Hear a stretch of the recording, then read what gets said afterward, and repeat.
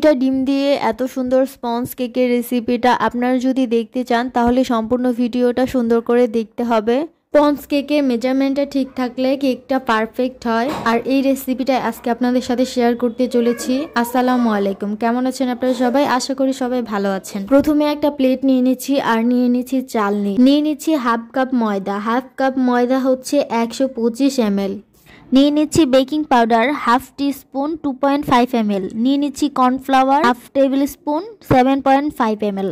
এখন সব শুকনো উপকরণগুলো ভালোভাবে চেলে নিব। শুকনো উপকরণগুলো চালা হয়ে গেলে একটা স্প্যাচুলার সাহায্যে ভালোভাবে মিক্স করে নিব। একটা মিক্সিং বোল নিয়ে নিচ্ছি আর নিচ্ছি 2টা ডিম। যদি ফ্রিজে থাকে 1-1.5 ঘন্টা আগেই বের করে রাখতে হবে। ঠান্ডা ডিম বা ফ্রিজে রাখা ডিম দিয়ে কেক ভালো হয় না। এখন আমি কুসুমগুলাকে খুব সাবধানে এখান থেকে উঠিয়ে নেব। খেয়াল করতে হবে যেন কুসুমটা ভেঙে না যায়।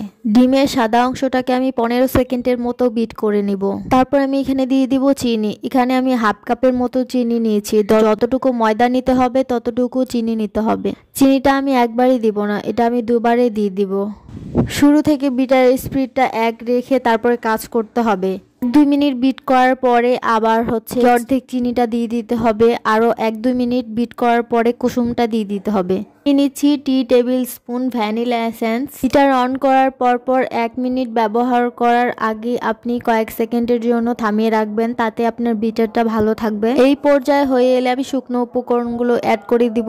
স্প্যাচুলার সাহায্যে অল্প অল্প করে শুকনো উপকরণগুলো দিয়ে মিক্স করে নিব যেন নিচে দলা পেকে না যায়। বিটারের এই কাঁটাটা দিয়ে ঘুরিয়ে ঘুরিয়ে মিক্স করতে আমার অনেক সুবিধা মনে হয়। আপনারা চাইলে হ্যান্ড উইক্স ব্যবহার করতে পারেন। খুব সাবধানে সহকারে এটাকে মিক্স করে নিতে হবে। এমনভাবে মিক্স করতে হবে যেন এই ডিমের ফর্মটা বসে না যায়, তাহলে কিন্তু কেকটা স্পঞ্জি হবে না।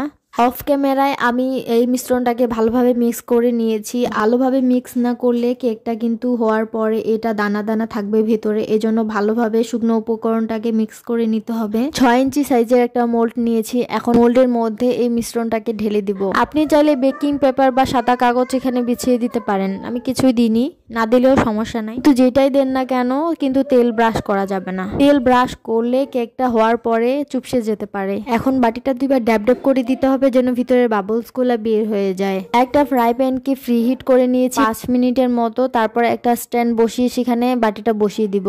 ফ্রাই প্যানের ভিতরে অনেক তাপ হয়, তাই নিচের দিকে 2টা কাগজ বিছিয়ে দিয়েছি। ফ্রাই প্যানের ঢাকনা দিয়ে ফ্রাই প্যানের ঢাকনায় যে একটা ছিদ্র থাকে সেই ছিদ্রটাকে বন্ধ করে দিব যেন বাইরে কোনো ধরনের বাতাস না বের হইতে পারে। গ্যাসের ফ্লেমটা একদম লো এর একটু বেশি রেখে এটাকে করে নিতে হবে। 27 থেকে 30 মিনিটের মতো লাগে এই কেকটা বেক হইতে। তারপরেও আপনি কিছুক্ষণ আগে চেক করে নেবেন একটা কাঠির সাহায্যে। যদি আপনি দেখেন যে কেকটা হয়ে গেছে তাহলে আপনি নিজেই বুঝতে পারবেন। এটা শুকনো হয়ে বের হইলেই আপনি বুঝতে পারবেন যে আপনার কেকটা পারফেক্ট হয়ে গেছে। ঠান্ডা হয়ে গেলে আমি এটাকে মোল্ড আউট করে নিব। কেকটা দেখে বোঝা যাচ্ছে কতটা সফট হয়েছে। দেখেন কেকটা কত স্পঞ্জ হয়েছে, কত সুন্দর হয়েছে। আর এটাকে আমি 3টা লেয়ারে কেটে নিয়েছি। আমার এই স্পঞ্জ কেকের রেসিপিটা ভালো লেগে থাকলে অবশ্যই কমেন্ট করবেন, লাইক দিবেন এবং অবশ্যই আমার পেজটিতে ফলো দিয়ে রাখবেন। আল্লাহ হাফেজ।